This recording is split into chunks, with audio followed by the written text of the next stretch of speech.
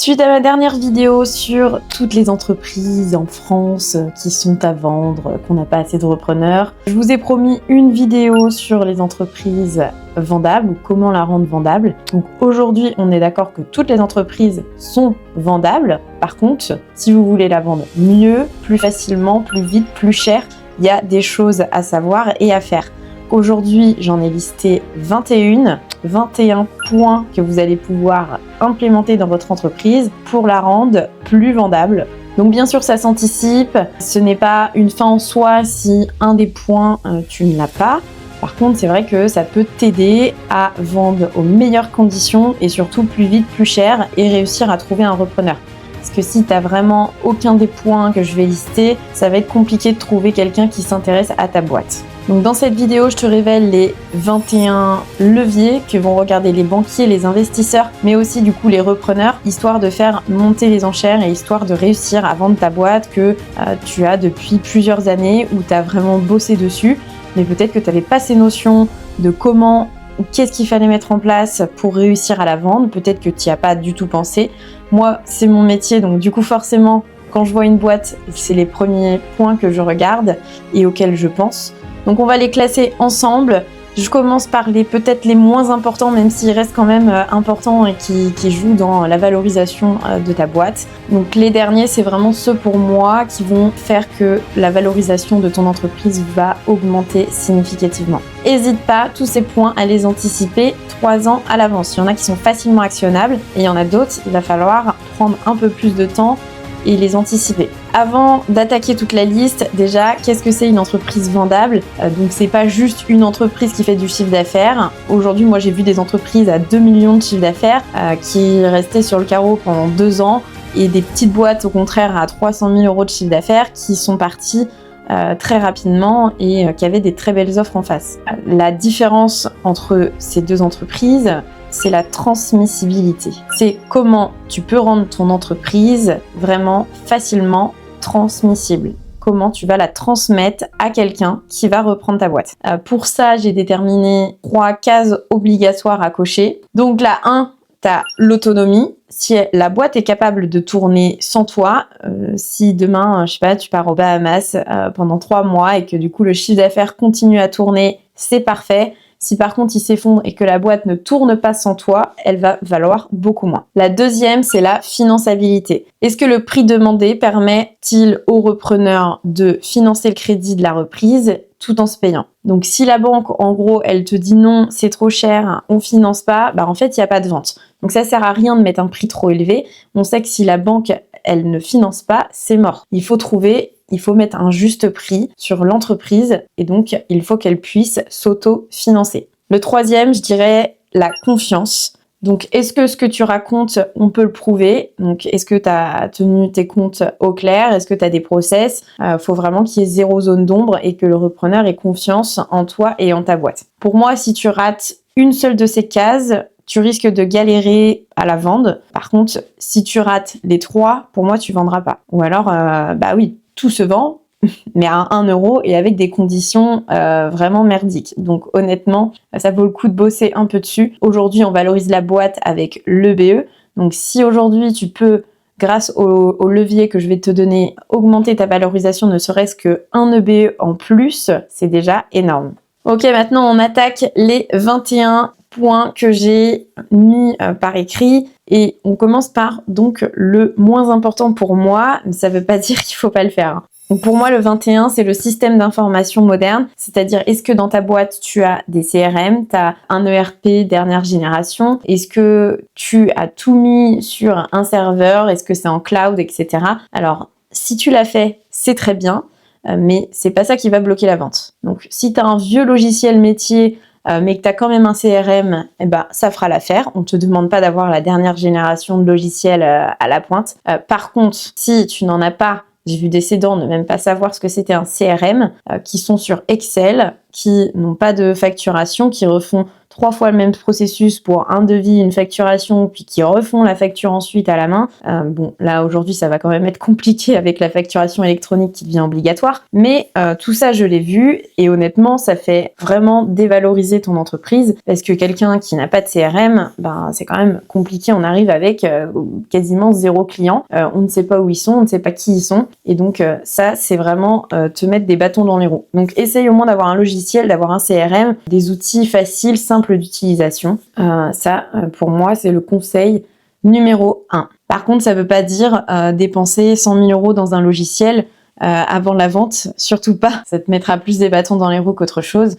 Faut trouver le juste milieu du logiciel bon marché qui est efficace et qui reprend les informations de tes clients, de ton entreprise, etc. En numéro 20, on a le matériel récent et entretenu. Donc, ton outil de travail, c'est hyper important.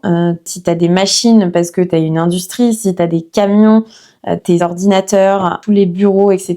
qui te permettent aujourd'hui de travailler, il faut qu'ils soient en bon état parce que si jamais le repreneur se rend compte que tes machines, elles ont 20 ans et qu'il va falloir les renouveler dans les 5 ans, ça fait qu'il va devoir prévoir un investissement conséquent en plus.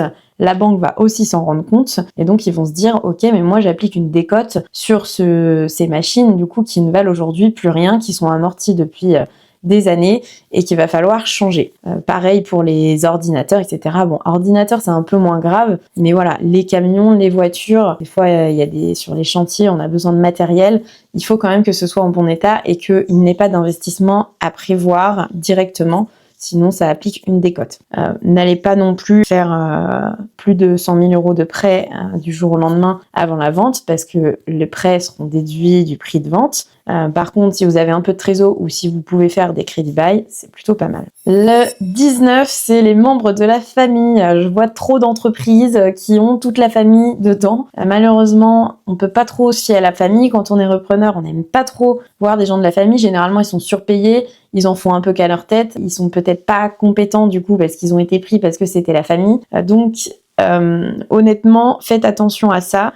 Peut-être qu'il faut les sortir et les remplacer avant de vendre votre entreprise, mais la famille dans la boîte, généralement, c'est un peu un red flag.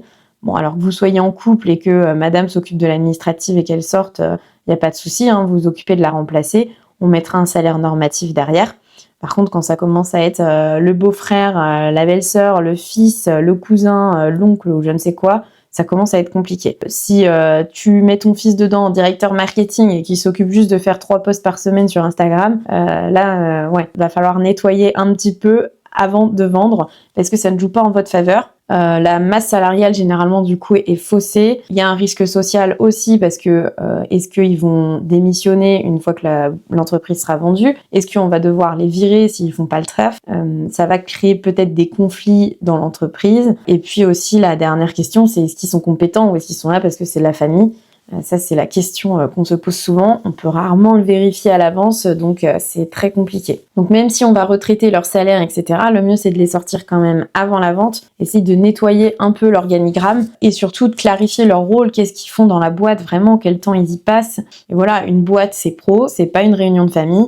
Donc il n'y a pas à avoir toute la famille et personne ne sera très content de reprendre la famille dedans. Et malheureusement, ça arrive plus souvent qu'on ne le croit. En 18, les litiges en cours. Alors, on n'aime pas trop les litiges. Malheureusement, parfois, ça arrive s'il y a des prud'hommes, des contentieux avec un fournisseur, un client, un redressement fiscal qui traîne. Voilà, on sait pas trop. C'est pas forcément un red flag parce que on peut du coup, dans la garantie d'actifs passifs, vous dire si le prud'homme là qui est en cours, il aboutit dans 1 an, c'est vous qui paierez la dette liée à ce prud'homme. Et donc voilà, c'est juste vous qui allez perdre un peu plus d'argent. En tout cas, moins il y en a, mieux c'est. Surtout ne les cachez pas parce que pendant l'audit, ça va être découvert. Il vaut mieux tout dire dès le début et être transparent. Le mieux c'est de présenter quelque chose sans procès, sans litige, pas de redressement, et que ça soit géré déjà avant la vente. Le numéro 17, c'est les tableaux de bord. Il y a beaucoup d'entreprises qui n'ont pas de tableau de bord, donc des KPI. Pour le pilotage de l'entreprise, c'est quand même beaucoup mieux.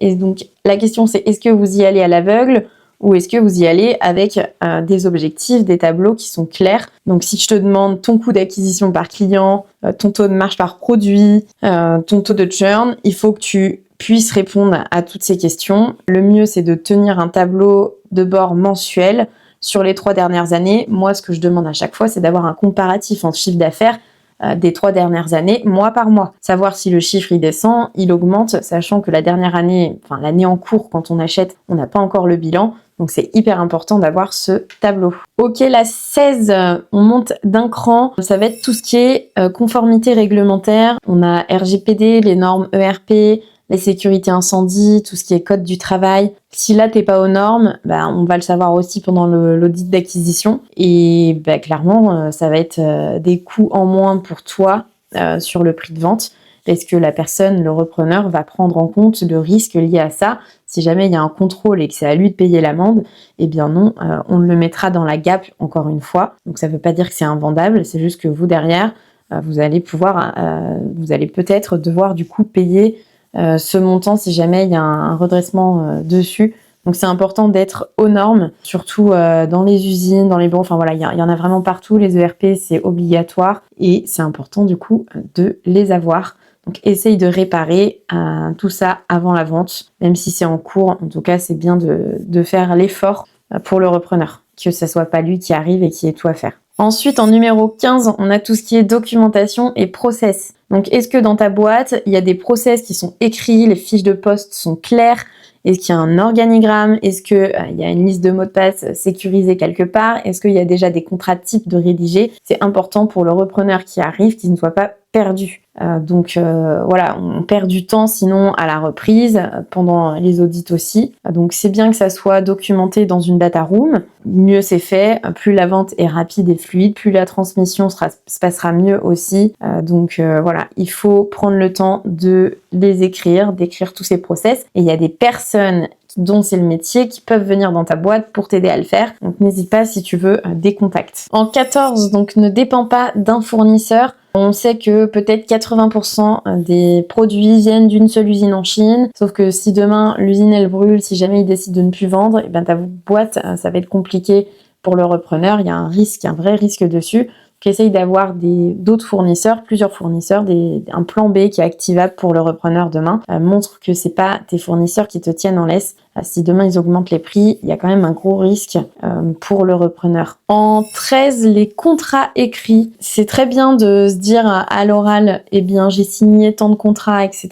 Mais il faut vraiment qu'ils soient par écrit. C'est pas juste se taper dans la main et un tel va me commander tant et ça fait 10 ans qu'il me commande tant tous les ans. Ça vaut pas grand chose. Pour le banquier, ça vaut clairement 0. Donc si tu peux mettre des contrats par écrit, sécuriser toutes les valeurs, les devis, etc. Il faut vraiment que ça soit écrit. Donc ça va être contrat client, contrat fournisseur, des baux commerciaux qui sont signés et à jour. Sinon, s'il n'y a pas de papier, là-dessus, ça se valorise pas très bien parce que c'est encore une fois sur les dires du cédant et ça, on se méfie. Alors en 12, c'est un peu particulier, séparer l'immobilier du business. Il y a beaucoup de boîtes encore qui ont l'immobilier dedans. Ça peut être un frein pour certains, ça peut être bien pour d'autres, mais c'est surtout pour vous à la revente. Si on rachète du coup l'immobilier dedans, la boîte vaut plus cher, elle se finance sur 7 ans alors que des murs c'est sur 15 ans.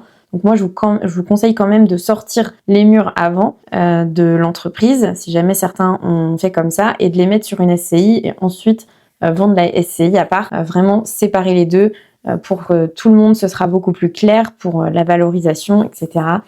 Donc plus facile à vendre, plus facile à financer. Voilà, ça c'est un des conseils. C'est pas vraiment un red flag, certains vont y voir une opportunité parce que justement, ils seront obligés de vous l'acheter moins cher parce qu'ils pourront pas sur 7 ans financer des murs comme sur 15 ans. Donc c'est plus là en votre faveur de les sortir avant. Je parle bien sûr pour les cédants. En 11, on a diminué le stock et le BFR. Donc le BFR, le besoin en fonds de roulement, en fait, le stock, c'est de l'argent qui dort. Si ta boîte, en gros, elle vaut 500 000 euros, que demain, tu as 400 000 euros de stock qui sont là, qui ne servent pas forcément. Peut-être qu'il y a du stock surévalué. Peut-être qu'il y a du stock qui est invendu depuis plusieurs années. Ça fait que le repreneur doit payer 500 000 euros ta boîte plus racheter le stock. il n'aura jamais le financement pour financer autant de stock. Donc, soit le stock, tu lui offres, il est intégré dans le prix, soit tu essayes de le baisser, ça te fait plus de trésor. La trésor, il peut la racheter aussi, c'est plus financé, c'est mieux finançable. Ou même toi, tu te sors de la trésor des dividendes. Mais attention pour ceux qui ont trop de stock, ou alors il faut vraiment que ce soit des stocks très utiles, c'est-à-dire que va être distribué, va être vendu au moins dans l'année grand maximum, et que tout le reste, vous avez fait des soldes, vous avez vendu ceux qui ne se vendaient pas depuis plusieurs années. Donc essayez de nettoyer l'entreprise avant comme ça. En 10, on commence à attaquer le dur, c'est les équipes. Donc le mieux, c'est d'avoir des équipes stables et autonomes. C'est-à-dire que si toi, demain, tu as une équipe qui a un énorme turnover, qui change tous les 6 mois, 1 an, c'est un gros risque pour le repreneur et c'est franchement très mauvais signe. Si ton directeur technique aussi, c'est le seul à savoir comment fonctionne telle machine, eh bien attention à bien le fidéliser. Donc augmente tes salariés, tes hommes clés c'est pareil, il faut que tu les intéresses, il faut que tu sécurises pour qu'ils soient sûrs de ne pas partir quand le repreneur va reprendre. Parce que là c'est un énorme risque pour le repreneur. Donc s'il n'y a qu'une seule personne qui connaît les machines en plus du gérant, et que du coup ces 2 personnes partent, la banque aura peur, les financiers auront peur, tout le monde va vraiment avoir peur et là ça va être compliqué à vendre.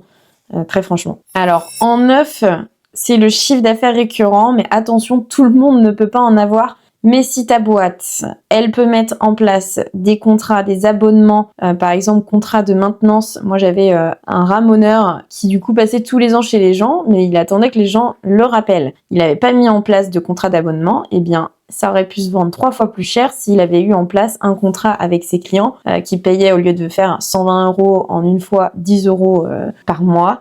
Eh bien, au moins, il était sûr d'avoir du chiffre d'affaires qui rentre et des clients. Donc, c'est quand même hyper important. En gros, 1 € de chiffre d'affaires récurrent, ça équivaut en valorisation à 2 à 3 fois plus cher qu'1 € de chiffre d'affaires comme ça, one shot, en une vente. Mais voilà, encore une fois, tous les business ne sont pas éligibles à ça. Mais si tu peux essayer de fidéliser, de mettre un abonnement et donc de faire du recurring sur ton chiffre d'affaires, là, tu vas vraiment pouvoir la vendre beaucoup plus cher. Alors en 8, les process documentés, j'en ai un peu parlé au point 15, mais là, on parle vraiment du coup de l'opérationnel. Est-ce que n'importe qui peut gérer ta boîte avec les process que tu as mis en place? Le test, par exemple, c'est McDo.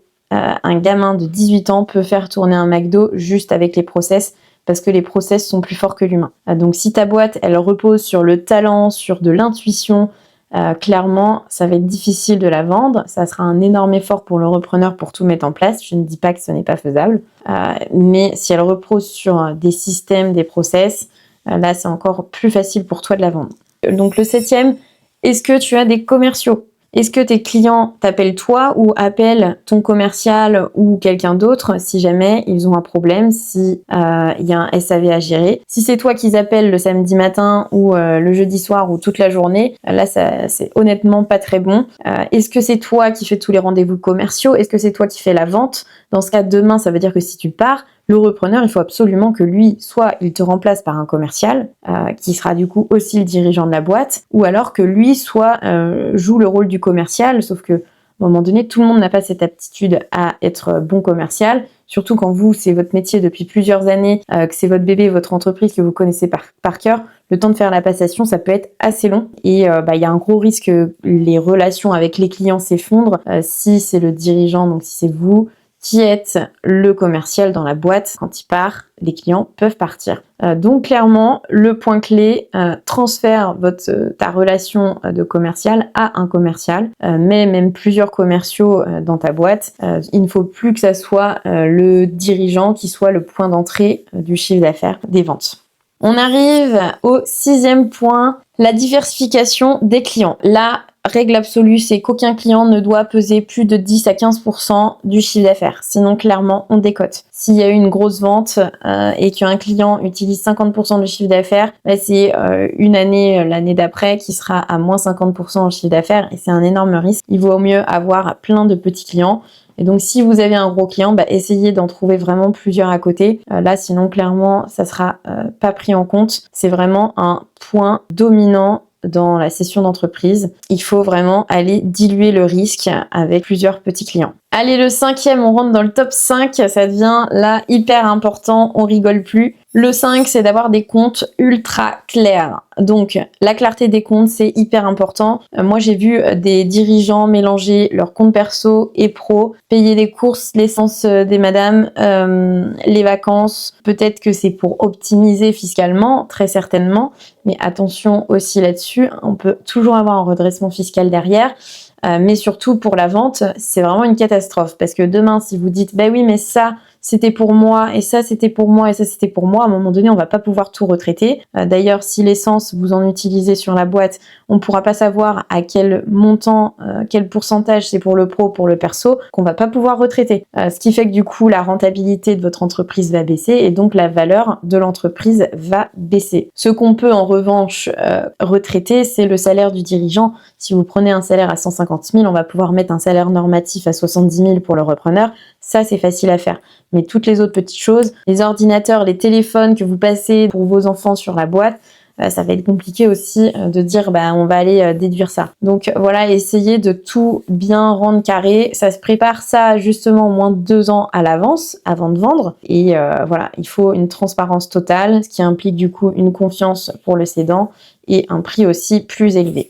Allez, le 4e point, c'est le DG. Déléguer totalement le rôle du cédant, du dirigeant. Ça, c'est un des points qui bloque le plus aujourd'hui les repreneurs. La plupart cherchent tous des entreprises qui ont un DG. Ça se valorise 1 à 2 fois le BE en plus. Donc honnêtement, c'est énorme. Si aujourd'hui, toi, cédant, tu es indispensable dans ta boîte, que c'est toi le vendeur, le technicien, le DRH, le DAF, que tu gères l'opérationnel, que tu manages toutes les équipes, c'est quasiment invendable. Certains prendront le risque, si vous avez la chance de trouver un repreneur qui a toutes ces qualités, il tentera, il ira, et c'est lui qui ira mettre en place toute cette partie de délégué. Mais par contre, forcément, vous la vendrez moins cher parce qu'il devra lui s'impliquer et faire le travail. Alors je ne dis pas que tous les repreneurs souhaitent reprendre des entreprises et ne pas aller dedans, mais aujourd'hui quand même la plupart ils veulent reprendre des entreprises et mettre un DG pour eux faire d'autres prises. Ou juste avoir la vision du développement de l'entreprise, se concentrer sur le développement. Mais voilà, aujourd'hui vraiment c'est un gros plus. Si tu peux commencer à déléguer et recruter un DG qui va pouvoir te remplacer, tu vas pouvoir partir en vacances, tu vas pouvoir faire autre chose. Donc c'est très bien de se retirer petit à petit. Tu vas pouvoir le former à ce que tu fais. Et donc il y a quand même un risque beaucoup plus faible pour le repreneur qui arrive dans la boîte d'avoir un bras droit ou un DG qui gère le quotidien. En numéro 3, la marge et le BE positif. C'est clairement le nerf de la guerre, la rentabilité de ton entreprise. Si ton EBE, donc l'excédent brut d'exploitation que tu retrouves sur le compte de résultat, est proche de 0 parce que tu as trop optimisé, tu t'es servi sur la boîte pour payer moins d'impôts, ce qui s'entend. Mais le problème, c'est que pour la vente, tu te tires une balle dans le pied. La valorisation, généralement, on est sur un multiple de l'EBE.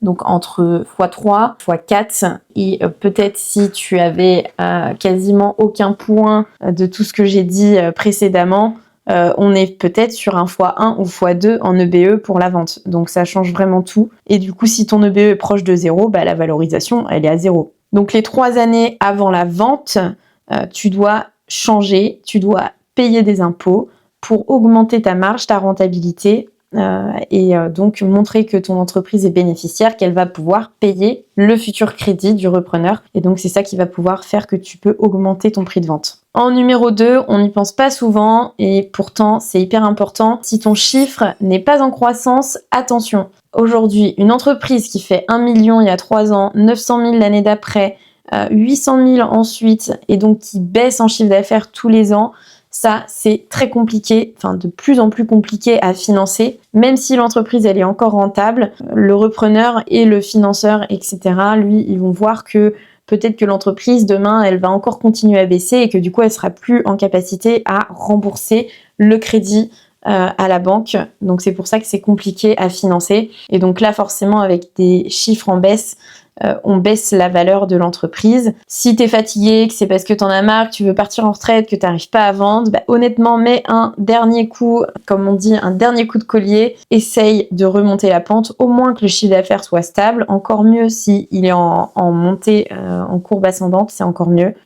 Parce que, ok, on n'achète pas l'avenir, on achète le passé, et quand on voit que le passé il baisse, on se dit que à l'avenir ça risque de baisser aussi, et c'est un risque de plus. Donc là, très clairement, on est obligé de baisser le prix de vente, on n'a pas le choix. Et en dernier, le top 1, c'est d'avoir un prix réaliste. Aujourd'hui, ce qui bloque moi le plus dans les ventes, c'est des repreneurs qui veulent le vendre beaucoup plus cher que ce que ça vaut, et donc forcément ça reste sur le marché. Personne ne veut l'acheter.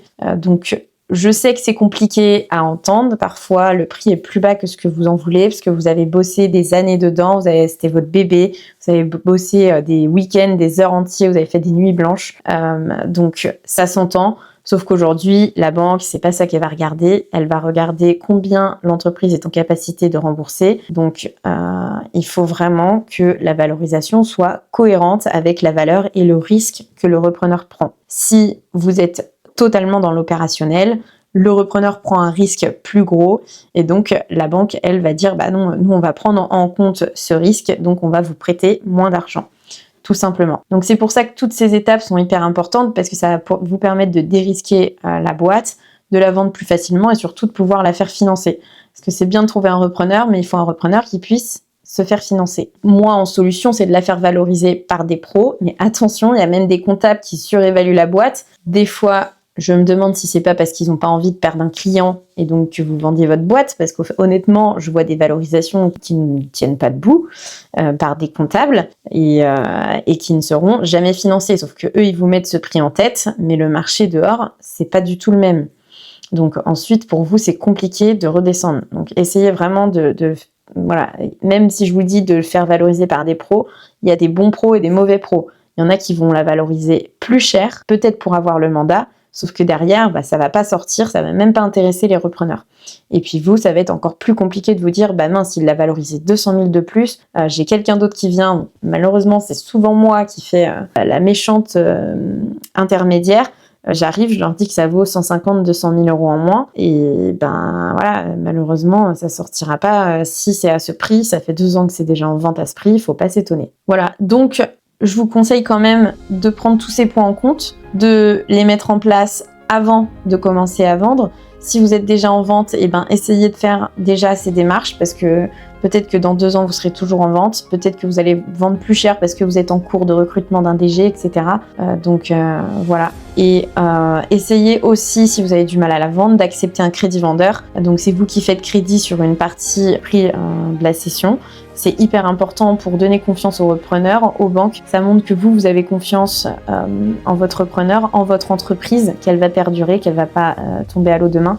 Moi, je vois beaucoup d'avocats qui me disent non, je refuse que mon client accepte un crédit vendeur. Mais malheureusement, aujourd'hui, c'est quand même une grande aide. Donc, autant s'en servir. Je dis pas de financer 100% de la boîte en crédit vendeur. Vous n'êtes pas des pigeons.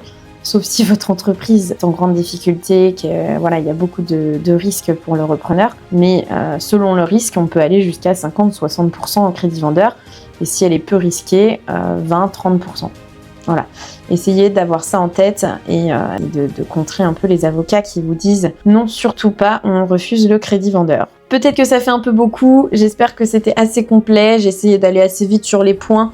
L'important c'est de les avoir en tête, essayez-vous de les mettre en place le plus possible. S'il y a 3 points à retenir en priorité, le 1 c'est délègue, essaye de te rendre inutile dans ta boîte. Le deuxième, c'est nettoie tes comptes, essaye de maximiser ton EBE. Alors ça veut pas dire ne plus te prendre de salaire, parce qu'on mettra un salaire normatif. Donc ne décide pas demain de passer de 100 000 euros de salaire à 0 de salaire et du coup d'avoir un EBE de 100 000 euros de plus. Ça marche pas comme ça. Il faut juste que les comptes soient bien gérés, normal. Ne te paye pas trop sur la boîte avec les extras. Et en troisième, sois réaliste sur le prix et la valorisation de ton entreprise. Pose-toi la question aussi, si tu devais acheter ta propre boîte demain avec ses défauts, est-ce que tu signerais le chèque à ce prix? Voilà, merci de m'avoir écouté. Pour tous ceux qui sont encore là jusqu'au bout, n'hésite pas à me dire sur les 21 points combien sont au vert pour toi et combien il faut que tu travailles. Et puis, si tu as besoin de plus pour une valorisation, etc., si tu as besoin d'aide, n'hésite pas à me faire signe. Je serai ravie de venir aider. À la prochaine!